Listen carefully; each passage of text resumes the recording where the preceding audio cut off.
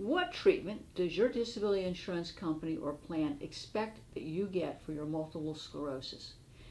Do you know that buried in your disability policy or plan is a requirement that you get reasonable and appropriate medical care? Now, sometimes the policy or plan will define what that term means, reasonable and appropriate. And sometimes there's no definition. You need to look at your disability policy or plan and see what it has to say, because you really need to know. Now, why is it important that you get reasonable and appropriate care? One of the denial tools in the toolbox is you not getting appropriate medical care under the terms of your policy. You have certain duties that you're required to fulfill, and if you don't, that alone can be the basis for denying your claim. Just because you don't do what you're supposed to do is no excuse. You're required to get reasonable and appropriate medical care, and if you don't, your claim is going to be denied. Now, not just any medical care will do. The care has to be reasonable and the care has to be appropriate.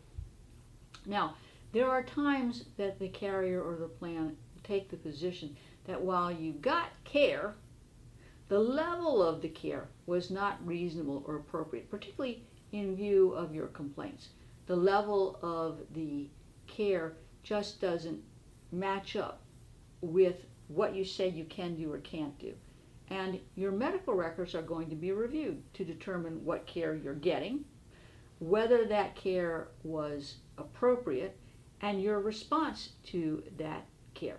So what are they looking for? Well, what they're looking for, again, in part depends on what the policy has to say, but they're going to be looking for a laundry list of things. MS is managed by non-pharmacological and pharmacological care, and they're going to be looking for that. So in terms of non-pharmacological care, what they're going to be looking for is sort of lifestyle and management of your medical condition. They're going to expect that you exercise, that you stop smoking, that you are engaging in weight loss as appropriate. If there's a rehabilitation program or an exercise program or cognitive therapy that's been recommended, you will be expected to have participated in that therapy. Now, obviously there's pharmacological care, and there are normally 3 types of pharmacological treatment for MS. There's treatment for relapses, there's treatment that's targeting specific symptoms, and then there is a treatment that can modify the disease course, known as disease-modifying therapies, or DMTs. The carrier's plan is going to be monitoring your medical records to see what treatment you're getting and your response for the treatment. And they want to see if the treatment is prolonging the period of time between relapses. Now, the longer the period between relapses, the more likely it is the carrier or plan could take the position that you're no longer disabled, as stupid as that may sound, because it's the medication that's maintaining you. But that's one of the games that they play. Now, similarly, the disability carrier or the plan is going to be looking at your response to treatment for targeted symptoms. That could involve vertigo, visual issues, balance, tremors, fatigue, spasms, stiffness, and even cognitive issues. I think that you should be keeping a diary or a record of your responses to your treatment, including the side effects, if any, of the medication, because that issue potentially is going to be important as it impacts your specific symptoms. Now, they're going to be looking to see if your symptoms have improved, because again, they want to try to claim that you're no longer disabled. They're also going to be looking at disease-modifying therapies. There's no cure for MS, but DMTs can reduce disease activity, and it can slow the rate of disability.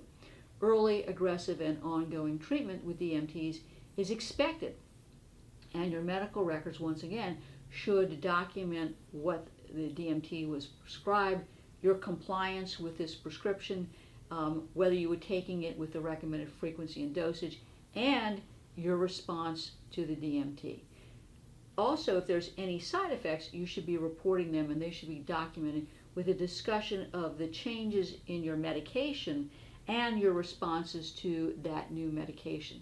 The carrier or the plan is interested in how the treatment is impacting your functionality. In other words, can you perform the material and substantial duties of your own occupation or any occupation?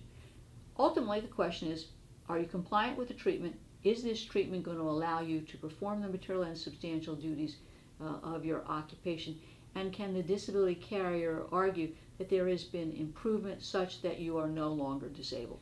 As you can see, it takes a team to get you your short or long-term disability benefits.